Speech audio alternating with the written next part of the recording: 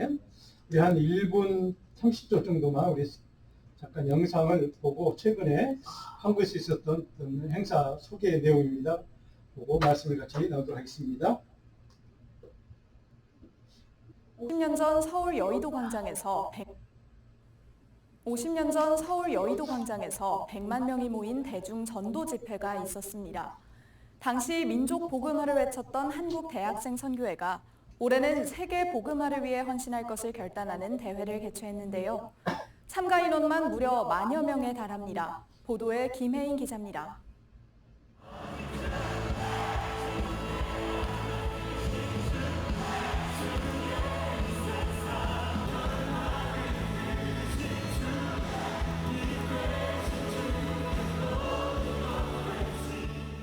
강원도 평창군이 청년들의 찬양 소리로 들썩입니다. 올해는 한국 기독교 역사상 최대 규모의 연합집회 익스플로어 74가 열린 지 50주년입니다. 당시 5박 6일 합숙 기간 동안 서울 여의도 광장에 매일 저녁 100만 명이 모였고 전국의 대중 전도 집회 시작을 알리며 한국교회의 부흥을 견인했습니다. CCC는 이런 영적 대폭발의 유산을 잇고자 익스플로어 7424 대회를 개최했습니다. 전국 39개 지구와 해외 참가자들을 대표한 기수단이 입장하며 대회가 시작됐습니다.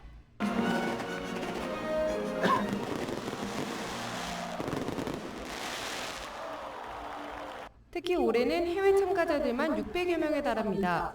인도네시아에서 120명, 콜롬비아에서 30명 등 전 세계 청년들이 모였습니다. It's so good that I came here and I find so many people from so many different countries and we are from. 우리가 지금 본 저 행사는 대학생들 한국의 대학생 CCC라고 하는 선교 단체 연합 집회인데 이제 외국 학생들까지 초청을 해서 행사를 여름에 평창에서 했던 것 같습니다. 예, 저 정문을 보면 잠깐 나오지만 74년도 엑스플로어 74라고 붙여진 이름으로 대형 한국의 부흥 집회에 서막을 연 그런 그냥 부흥 집회라고 보통 이렇게 부르기도 합니다. 물론 제가 10살의 나이에 저도 그 현장에 5번 일주일 동안 있었던 그 행사 내용인데 그 행사를 이제 기념하고 50주년 기념해서 이제 행사를 했던 것 같습니다.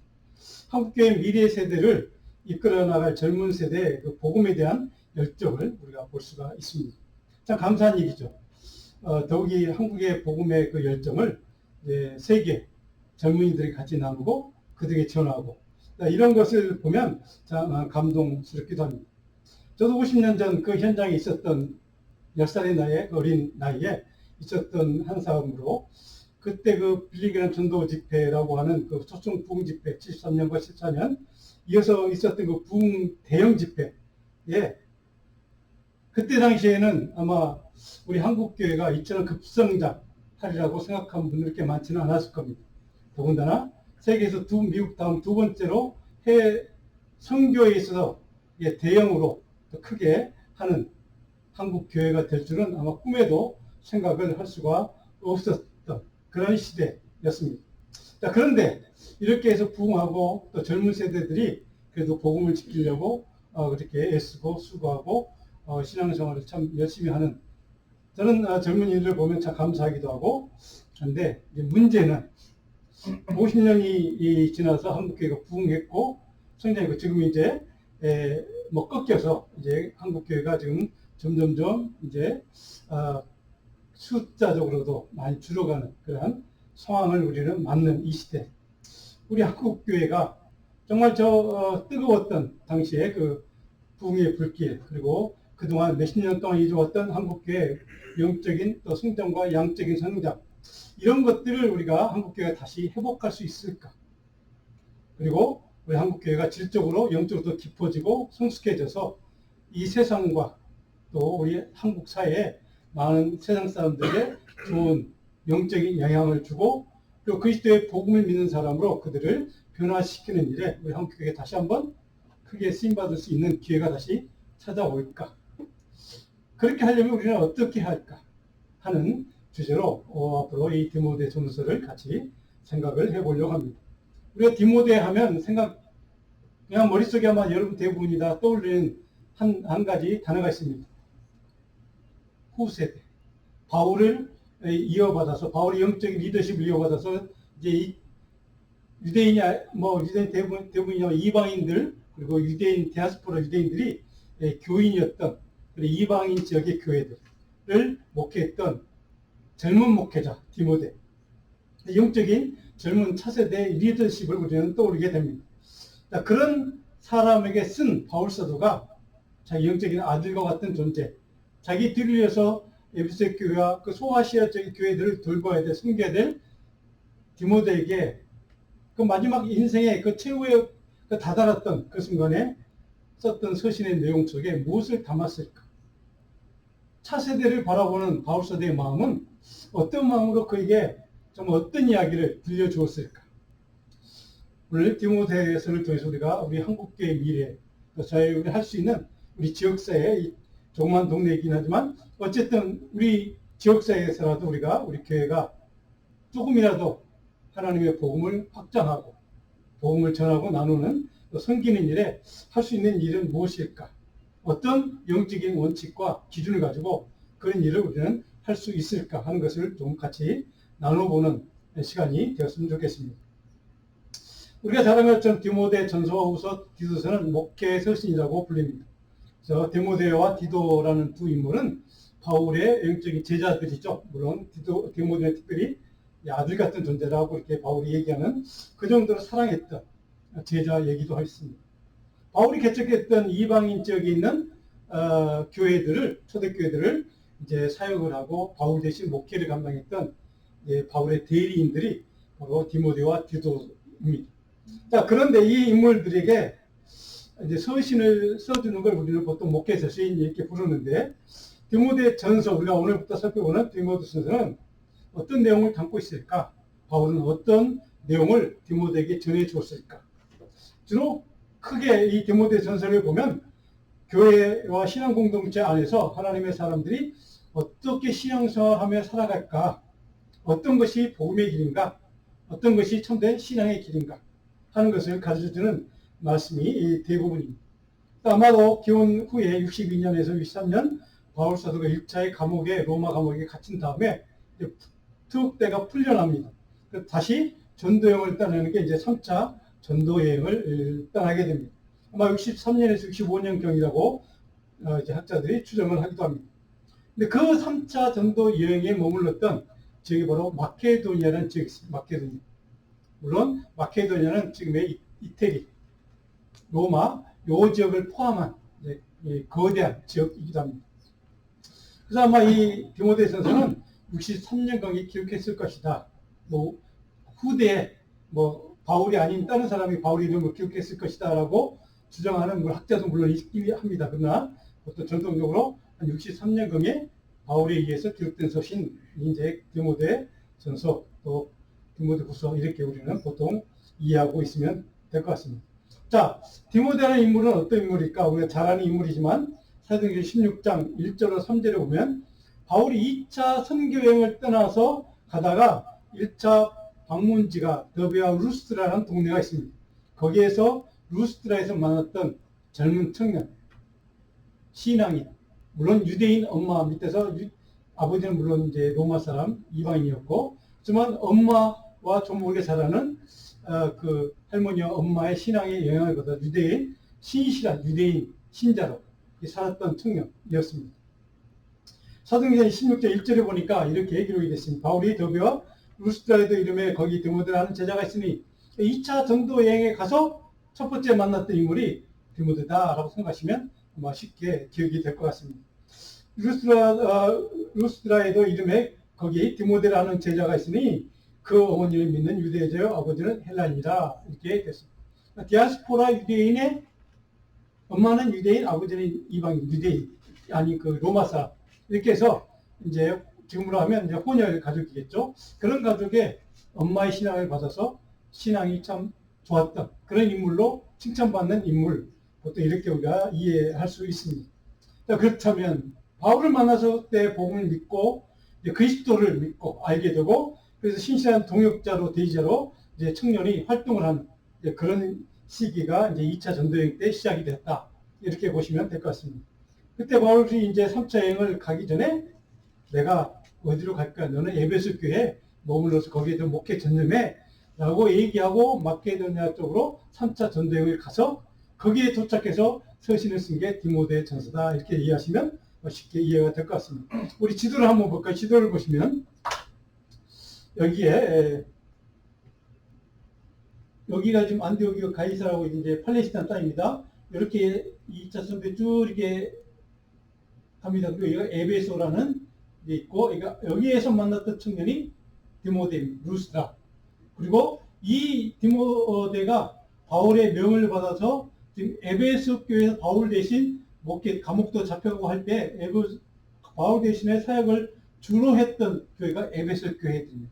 그래서 여기서 디모데가 주로 활동했고 이 근방에 있는 교회들을 돌봤다. 바울 대신에 이렇게 생각하시면 아마 그런 인물이구나 이해가 될 것 같습니다. 다음 장을 보시면 이거는 3차 전쟁을 떠나서 이것이 이렇게 갔다가 에베소에 들렀다가 이렇게 이제 가는 여기가 마케도니아 땅입니다.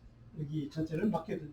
아마 이 근방 어디에서 이 서신을 썼다 생각하시면 그렇구나 아마 이해가 될 것 같습니다. 지리적인 아마 위치는 저 정도 되면 이해가 될 것 같고요. 근데 2절에 보시면 오늘 본 2절에 믿음 안에서 참 아들 디모데 이렇게 바울이 디모데를 평가합니다. 참 아들 디모데. 근데 그 앞에 믿음 안에서 예수 그리스도 안에서 참된 나의 영적인 아들 디모데. 이렇게 바울이 참된 아꼈다 사랑했던 아들 같은 제자였다는 사실을 우리는 알게 됩니다. 자, 이 인사말 2절에서 끝나고 바로 3절에 가면 내가 이 디모데의 서신을 너에게 쓴 이유를 정확하게 바로 밝혀주고 있습니다. 본 서신의 목적은 뭔가? 당시에 에베소 지역의 교회 안에 횡행했던 다른 교훈을 가르친 자들, 물론 그 다음에 바로 설명이 된 것이 뭐냐?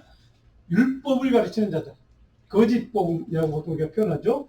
그 다른 교훈을, 그러니까 유대교 율법 중심의 율법을 믿고 할례도 받고 등등 해야만이 온전히 구원받을 수 있어 라고 주장했던 유대인 크리스찬들. 근데 그 사람들의 관심은 항상 율법에 있는 겁니다. 율법에 집중했던 사람들. 그런 사람들이 가르쳤던 다른 교를 좀 경계하고 경고하는 이야기가 이 디모데 전서에 서신을 쓴 목적이다 하고 정확하게 밝혀주고 있습니다. 3절에 보니까 이렇게 읽을 때 있죠. 내가 마케도니아에 갈 때 너를 권하여 에베소에 머물러 한 것은 어떤 사람들을 명하여 다른 교훈을 가르치지 말며. 자, 내가 에베소에서 떨어지면 거기서만 목회에 집중해라고 내가 너한테 명한 거 있지? 그 이유는 이것 때문이야. 이제 그것을 밝혀주는 내용입니다. 어떤 사람들은 다른 교훈을 전하는 사람들. 물론 여기는 유대교인들입니다. 그러니까 유대인, 크리스찬들도 있고, 유대인들, 일 수도 있고, 그런 사람들이겠죠. 그들을 그들에게 명령해서 다른 교훈을 가르치지 말라고 얘기해. 이것이 내가 이 서신을 쓴 목적이야. 내가 에베소에 머물러서 목회에 전념하고 명령했던 이유야. 라고 하는 것을 이렇게 설명을 해줍니다. 어떤 사람들에게 명령했다, 이 명하다. 이 말은 받은 메시지를 그대로 전달하라는 명령입니다. 우리가 이게 당시 로마 군대의 용어라고 합니다. 그래서 이게 카라겔로라는 말인데 이 말이 뭐냐면 우리 보초병들 있으니까 야경꾼들 보초병들에게 날마다 암호가 바뀌잖아요. 우리 지금 군대 같이 다 아시겠지만 암호가 바뀌어서 그날 암호가 새로운 암호를 주어지고 그 암호를 대야만 통과시켜주고 이런 이제 그런 군사들이 쓰는 이제 용어라고 하는데 그 사람들이 받은 암호가 있습니다. 그 암호 그대로를 전달해 주라는 겁니다. 다른 말로 하면 디모데야, 내가 너에게 가르쳤던 복음, 그 말씀을 참된 진리를 그대로 그들에게 전달해 줘. 이런 뜻입니다. 그래서 내가 너에게 명령했던 것, 그것을 그 사람들에게 그대로 전달해서 다른 복음, 다른 교훈을 가르치지 못하게 만들어 라고 하는 게 바울이 이 서신을 쓴 목적이다. 이렇게 밝혀주고 있습니다. 자, 믿음과 신뢰를 통로해서 하나님께서 권위를 부여해서 바울에게 맡겨주신 복음, 그것을 내가 너에게 가르쳤고 명령했던 이것을 그들에게 정확하게 전달하고 가르쳐. 그래서 그들이 다른 복음을 가르치지 못하도록 막아라고 하는 게 목적이라는 겁니다. 다른 말로 하면 이단 사설을 퍼뜨리지 못하도록 교회를 지켜, 복음을 지켜 라고 하는 게 바울이 이 디모데서신을 쓴 이유, 목적이라고, 그래서 에베소 교회에 너는 머물러야 한다고 이미 그에게 명했다고 하는 설명을 이렇게 덧붙여 주는 겁니다. 자, 근데 그러면 도대체 이게 다른 교훈은 뭘까? 도대체 이게 이단이라고 하지 않고 다른 교훈이라고 표현했을까? 이게 헬라 원어에 보면 다른 교훈은 우리가 잘 아는 헤트로니를 말 아시죠? 이단이라는 말 아실 겁니다. 헤트로디다스니까 이단적인 가르침이라는 뜻입니다. 그러니까 다른 교훈이란 뭐냐? 이단이라는 뜻입니다. 이단의 가르침 이런 뜻입니다. 참된 진리와는 다른 교리, 다른 교훈, 이단적인 가르치는 사람들을 내가 가르쳤던 복음을 그들에게도 명령해 가르쳐, 이런 말씀을 지금 하고 있는 겁니다. 자, 다른 교훈을 가르치는 사람들 때문에 에베소 교회 성도들이 지금 미혹당한 사람도 있고 우상에 빠진 사람도 있고 이단에 빠진 사람도 있고 뭐 그런 문제가 실제로 발생을 했던 것 같습니다. 그래서 그 사람들을 향해서 경고의 메시지를 네가 가서 감당해라고 디모데에게 명령하는 이야기가 바로 바울의 의도라는 것을 우리는 보게 됩니다. 왜 복음과는 다른 교훈이라고 표현했을까?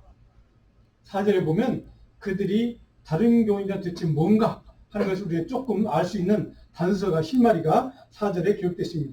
그게 뭐냐? 신화, 끝없는 족보에 몰두하지 말게 하라, 이렇게 되죠. 신화나 족보에 몰두하지 말도록 가르쳐, 이런 뜻입니다. 그러니까 그 다른 교훈이란 뭐냐? 신화와 족보에 몰두하는 가르침이라는 뜻입니다. 도대체 이게 뭘까? 물론 성경에 자세한 설명을 했지만 신화나 족보, 그러면 우리가 퍼뜩 떠오르는 게 뭡니까? 이단의 교주들을 우상할 때, 신격할 때, 그렇죠? 그럴 때 신격하기 위해서 우상하고 끊임없게 족보를 가공합니다. 막 대단한 것처럼 이렇게 가공하고 위대한 인물로 만들어야 그 사람을 섬길 수 있기 때문에. 근데 그런 것들을 하는 사람들이 있었다는 것이죠. 그러니까 이게 신화란 우리가 보통 당시에 뭐 히랍, 로마 신화 뭐 이런 것일 수도 있고, 족보에 몰두하지 말라 이런 거 보니까 아마도 어떤 우상화를 위해서 족보를 아름답게 막 미화시키고 가공하는 뭐 그런 사람들이 있었던 것 같습니다. 그래야 그 사람을 섬길 수가 있으니까. 이제 그런 얘기입니다. 그런데 그런 것들을 하지 못하게 막아, 이게 이제 바울의 명령입니다. 근데 그것을 막는 방법이 무엇일까? 도대체 무엇으로 그걸 막을 수 있을까? 4절에 보면 바울이 그 답을 제시할 것입니다. 이런 것은 믿음 안에 있는 하나님의 경륜을 이름보다 도리어 변론을 내는 것, 하나님에 대한 믿음 안에 있는 하나님의 경륜을 가르치는 것, 이것이 그 이단들을 막는 방법이다라고 제시합니다. 여기 하나님의 경륜이라는 말이 도대체 뭘까? 좀 어려운 단어입니다. 헬라 말은 우리가 좀 한국말로 번역하기 어려운 그런 뜻인데, 쉽게 하면 이런 얘기입니다. 하나님의 경륜은 뭐냐? 하나님이 이 땅 온 우주 만물을 지으셨고, 그렇죠? 창조하셨고, 이 마음을 운행해 가십니다. 다스리십니다. 그 모든 하나님이 만드신 이 땅 운행하시는, 다스리는 모든 하나님의 일, 그것을 경륜이라고 합니다. 우리 인간의 구원의 역사도 거기에 포함이 됩니다. 그러니까 모든 하나님이 하시는 일, 이런 것들을 하나님의 경륜, 그러니까 하나님의 말씀, 하나님의 일, 우리식으로 표현하면 복음, 이것으로 그 모든 이단 사도들의 족보나 신화에 집중하는 그 사람들의 잘못된 다른 교훈을 막아. 이것이 바울이 제시한 해답이었다는 것이죠. 자, 성경적인 진리를 통해 그 모든 이단 교훈, 다른 교훈을 막는 것이 유일한 비결이라고 바울은 정확하게 지금 디모데에게 가르쳐 줍니다. 자, 여기에 그러면 변론은 뭘까? 변론이라는 단어가 있습니다. 이단을 가르치는, 다른 교훈을 가르치는 사람들은 바로 그것이 바울은 변론이라고 한다로 평가해버립니다. 변론이다. 그것은 이 변론이란 ZS 쓰는 말이 뭐냐면 우상들의 족보와 연대기를 조작해서 우상화 신격화에 앞장서게 하는 사람들이 말하는 것. 그러니까 우상화 신격화를 통해서 어떤 사람을 숭배하도록 만드는 그런 일에 앞장서는 사람들이 표현하는, 전파하는 말, 이것이 변론이라는 겁니다. 요즘 말하면 이단 사설을 뜻합니다. 비논리적인, 상식적이지 않은, 그리고 굉장히 괴상한 뭐 이런 논리와 그런 말들을 하는 것, 이것을 우리는 이제 변론이라 바울이 이렇게 표현했다고 생각하시면 쉽게 아마 이해가 될 겁니다. 근데 이 변론이라는 단어 속에 어떤 의미가 있냐면 그것은 무익한 말이다. 그러니까 아무런 도움이 안 된 말이다 라고 하는 뜻이 포함되어 있습니다. 그러니까 그들이 하는 말은 무익한, 아무 도움이 안 되는 헛된 말이라는 뜻이 바로 이 변론이라는 단어 속에 담겨 있다는 것이죠. 바로 다른 교훈을 주장하는 사람들의 말을 들어보면 언뜻 논리적인 것 같고 상식적인 것 같은데 자세히 살펴보면 그 내용은 원칙에서 벗어나고 논쟁의 여지가 있는 문제나 어떤 특별한 한 가지만 집중해서 무익한 그런 탐닉에 빠져 있는 사람들, 그런 무익한 말을 하는 사람들, 그걸 변론이다 이렇게 표현했다는 것입니다. 여기서 바울이 말하고 싶은 논쟁의 핵심은 뭐냐? 하나님의 경륜을 말할 것인가? 변론을 말할 것인가? 하나님의 사람들이 하나님의 경륜에 대해서 그 복음의 내용, 진리에 대해서 선포할 것인가? 아니면 헛된, 무익한 변론, 헛된 말을 선포할 것인가? 자, 이것이 바울이 디모데에게 명확하게 둘 중에 하나 선택하도록 그렇게 그들에게 가서 가르쳐 이렇게 얘기하고 있다는 것이죠. 자, 복음과 하나님의 말씀, 진리를 선포하고 가르치는 일을 하기보다는 아무런 하나님과 상관없는 그다음 다른 경우 이단적인 무익한 그런 말을 가르치는 사람들의 말을 듣고 살 것이냐, 하나님의 진리의 말씀 복음을 듣고 살 것이냐 라고 하는 것을 그들이 가서 가르치고 그들을 가서 이 명령을 내가 그들을 전달해 라고 하는 것이 바울이 지금 디모데에게 요구하고 명하는 그런 서신의 핵심 주제라는 것이죠. 자, 그렇다면 자, 도대체 바울이 왜 이런 얘기를 디모데에게 좀 강조해서 서신의 인사말 끝나자마자 이걸 먼저 강조하고 있을까? 얼마나 다른 말이 하고 싶은 말이 많았겠습니까? 근데 그걸 먼저 지금 왜 언급하고 있을까? 그만큼 당시 에베소 교회 그리고 주변에 있는 교회들의 상황이 굉장히 어려웠다는, 굉장히 이단을 주장하는 그 사람들 때문에 교회들이 지금 미혹당한 성도들이 많이 있다는 사실을 우리는 여기서 깨닫게 됩니다. 그래서 디모데에게 바로 그런 다른 교훈, 다른 복음을 가르치는 사람들에게 맞서서 너는 하나님의 진리의 말씀, 복음을 담대하게 맞서서 싸워서 선포해. 그들과 맞서서 영적인 싸움을 해. 그리고 그 복음의 말씀을 그들에게 참된 복음의 진리를 그들에게 선포해. 이것이 네가 더 급한 얘기야, 중요한 얘기야 라고 생각했기 때문에 바울은 디모데에게 바로 이 서신의 목적을 이렇게 먼저 밝혀주고 있다는 뜻이기도 합니다. 한마디로 디모데야, 너는 복음의 수호자가 되어야 돼. 악한 사단의 괴계에 빠진 미혹하고 유혹하는 많은 이단 사설들, 그런 잘못된 교훈들, 잘못된 거짓 복음을 증거하는 사람들이 맞서서 참된 하나님의 진리의 말씀 복음을 지키고 수호하고 선포하는 대리자가 되어야 해 라고 하는 것을 디모데에게 지금 다시 한번 확인시켜줘요. 오늘 이 시대 우리 교회는 다릅니까? 오늘 우리가 살아가는 이 시대에도 교회 안에도 많은 교회의 모습을 쓴 수많은 다른 교훈을, 다른 복음을, 가짜 복음, 거짓 복음을 가르치는 사람들이 참 많이 있습니다. 그래서 많은 사람들이 거기에 미혹당하고 자기 모든 재산을 다 팔아서 바치기도 하고 그 가정이 완전히 파탄나고 이런 이단들의 미혹들이 참 많은 시대를 우리는 살아가고 있습니다. 우리 한국계 여러분 잘 아시는 것처럼 수많은 다양한 이단의 교주들이 나타났다가 없어지고 지금도 많은 사람들이 영향을 끼치고 있습니다. 그런 시대를 향해서, 그런 세상 사람들을 향해서, 미혹당한 사람들 향해서 바울사도를 통해서 주님은 저와 여러분 우리 교회에게, 여러분에게 이 귀한 사명을 맡겨주신 겁니다. 아무 교회야? 바로 이런 시대에 참된 복음, 참된 진리, 생명의 말씀, 그 말씀을 네가 끝까지 지키고 선포하고 그 복음을 나누는 복음의 수호자가 되어야 돼. 하나님의 진리의 말씀을 온전히 전하고 선포하고 그 말씀을 통해 살아감으로 많은 사람들에게 복음을 나눌 수 있는, 증언할 수 있는 그 하나님의 사람으로 살아가기를 내가 너에게 그 사명을 맡겨 주었어 라고 하는 것이 오늘 이 말씀을 통해 주님이 우리에게 주시는 부탁이요 명령이요 우리가 마땅히 감당해야 될 그리스도로 사명이라고 하는 사실을 오늘 이 말씀을 통해 우리는 깨닫게 됩니다. 저는 그런 관점에서 목회자로서 개인적으로 바울이 디모데에게 전했던 명했던 이 권면의 말씀, 이 명령을 저도 순종하기를 원합니다. 이 시대 많은 교회도 있고 많은 목회도 있고 많은 성도도 있지만 오늘 이 시대가 필요한 목회자와 성도는 어떤 사람일까? 바로 바울이 디모데에게 부탁했던 명령했던 이 말씀.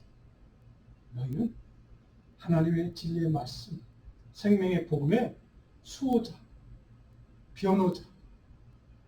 그 복음의 말씀을 끝까지 지키는 바로 그래서 많은 사람들에게 복음의 능력과 은혜를 같이 나누는 그런 하나님의 말씀의 대리, 그리스도 복음의 대리자로 살아야 해. 이것이 저와 여러분이 주어진 사명이라는 뜻입니다. 사랑하는 성도 여러분, 오늘 이 시대를 살아가면서 바울이처럼 강력하게 디모데에게 교훈을 통해서 경고하고 경계하고 그 다른 교훈을 경계하도록 경고하는 목적이 무엇인가? 바울은 5절과 7절에서 두 번째로 이렇게 그 목적을 밝혀주고 있습니다. 두 번째로 오늘 보면 5절에 보면 이 교훈의 목적은 이 교훈은 말은 복음의 목적, 진리의 말씀의 목적은 청결한 마음과 선한 양심과 거짓이 없는 믿음에서 나오는 사랑. 복음의 핵심은 사랑이라는 것을 다시 한번 확인해 주는 겁니다. 사랑의 마음으로 그리스도의 십자가의 사랑과 은혜의 마음으로 바로 세상 사람들에게서 그리스도의 복음 진리의 말씀을 증거하고 나누고 섬기라는 뜻이기도 합니다. 그래서 복음의 가장 근본적인 핵심의 가치는 사랑이라는 것을 다시 한번 바울은 우리에게 가르쳐준 겁니다. 양심과 거짓이 없는 믿음, 거기서 나오는 사랑, 이것이 모든 이단사들 다른 교훈을 증거하고 가르치는 그 모든 것들에 대해서 대항하고 맞서 싸울 수 있는 영적인 능력은 그 사랑에서 온다는 사실. 그 사랑이 바탕에 그 사랑의 마음으로 복음을 전하고 나누고 섬겨야만이 그 참된 하나님의 복음을 수호하는, 지키는 진리의 수호자들로 살아갈 수 있다는 사실. 이것이 바울이 지금 디모데에게 가르쳐주는 말씀의 핵심 내용입니다. 사랑하는 성도 여러분, 그리스도의 십자가의 사랑이 바탕이 되어서 그 사랑의 마음과 긍휼의 마음으로 하나님의 진리의 말씀을 증언하고 증거하고 나누는 일에 어떻게 자기의 욕망을 채우기 위해서, 자기 욕구를 채우기 위해서 어떤 교인들을 아니면 이웃 사람들을, 하나님의 사람들, 백성들, 교회를 어떻게 착취하거나 그들을 이용하거나 그 사람들을 어떻게 자기의 유익을 위해서 남용할 수가 있겠습니까? 자기 힘을 남용하거나 권위를 남용하는 그런 일이 어떻게 가능하겠습니까? 그 근본 바탕에 그리스도의 사랑이 없기 때문에 그것이 가능합니다. 그 수많은 사람들이 이단의 그 교주들의 가장 큰 문제점은 그들이 가르치는 내용보다 그들의 핵심적인 문제는 바로 그들 마음 근본 바탕이 그리스도의 십자가의 사랑에 의해서 하지 않는다는 사실입니다.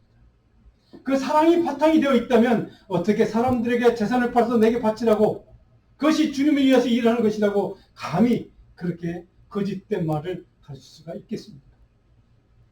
이것이 오늘 참된 복음과 그릇된 가짜 다른 교훈을 가르치는 사람들과의 영적인 싸움입니다. 사랑하는 성도 여러분, 바로 이것이 바울 사도가 우리에게 주고 싶은 메시지입니다. 너희들에게 그리스도의 사랑을 주지 않았냐? 십자가의 그 사랑과 긍휼을 경험한 너희들이 아니 그 마음으로, 주님의 마음으로, 주님의 사랑의 마음으로 복음을 전하고 증거하고 선포하고 그렇게 한 이웃 사람을 섬기면 그것이 참된 진리의 수호자야. 참된 복음을 증거하고 지키는 것은 다른 것이 아니라 바로 그거야 라고 하는 것을 오늘 우리 이 시대에 살아가는 저와 여러분, 우리 교회에 주시는 메시지입니다. 근데 그들의 문제는 무엇인가? 사람들이 이에서 벗어나 헛된 말에 빠져 헛된 말에 빠져, 다른 교훈에 빠져, 가짜 복음에 빠져 7절의 율법의 선생이 되려 하나. 사랑하는 성도 여러분, 오늘 이 말씀을 꼭 기억하십시오. 다른 복음, 다른 교훈에 빠지는 것, 그것은 바로 철저하게 참된 그리스도의 복음과 대적하는, 그리스도의 사랑에 근거하지 않은 복음을 가르치는, 복음에 따라 사는 삶은 철저하게 다른 교훈에 따라 사는 사람들의 삶의 길이라는 것. 하나님의 사람, 그리스도의 복음의 길을 가는 사람들은 바로 참된 그리스도의 십자가의 그 사랑과 긍휼의 마음으로 살아가는 것. 이것이 바울사를 통해 우리가 깨닫는 영적인 교훈이요, 귀한 말씀입니다. 그러니까 그렇다면 다른 교훈을 경고하고 경계하는 이유는 무엇으로 바울은 설명하고 있는가? 바로 그 동기와 이유를 8절에 보면 이렇게 설명하고 있습니다. 율법은 사람의 것을 척박하게 쓰면 선한 것. 율법은 좋게 쓰면, 잘 쓰면, 하나님이 명하신 대로 그대로 그 뜻대로 의도대로만 쓰면 율법도 좋은 거야, 선한 일에 쓰이는 거야. 그런데 그렇지 않다는 것이 문제라는 것입니다. 율법은 이러이러한 목적으로 사용되어야 돼 하는 것을 바울이 직접 율법의 좋은 기능이 돼서 말한 것은 바로 많은 서신들이 있지만 이렇게 밝히는 것은 그렇게 많지가 않습니다. 율법의 문제점, 율법을 섬기는 사람들, 그들의 문제점은 바울이 여러 군데 얘기하지만 율법의 좋은 기능에 대해서 강조하는 것은 그렇게 많지가 않는데 오늘 디모데전서 바로 1장에 그 이야기를 하고 있습니다.